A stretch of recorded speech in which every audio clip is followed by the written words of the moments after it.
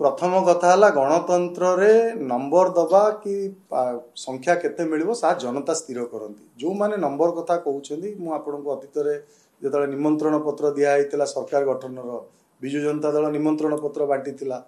BJP कहला हमर भी सरकार होची आपन 10 तारीख 9 तारीख सो डेट देले सेतबेले मध्य आमे स्पष्ट भाबरे कहितिलु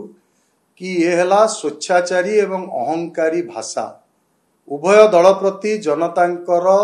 विश्वास नहीं जनता इनकटू दूरे तार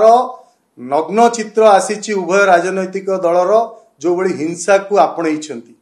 आपण देखिथिबे जो बड़ी हिंसा करिसेंती प्रशांत जगदेव एवं छेंडीपदारे उभय राजनैतिक दलर नेता माने कौन पाई जदि जनता तुमको विश्वास करछंती वोट देइछंती ए हिंसा पुणी कौन पाई एवं जो कथा से आज कहउछंती के कहलानी हमको 2/3 मेजॉरिटी मिलिबो के कहला हमर सरकार हेई गलानी निर्वाचन सरीनी सरकार हेई गलानी ये कौन ये अहंकारी नुह तो आउ कौन उभय एकाठी अच्छी जड़े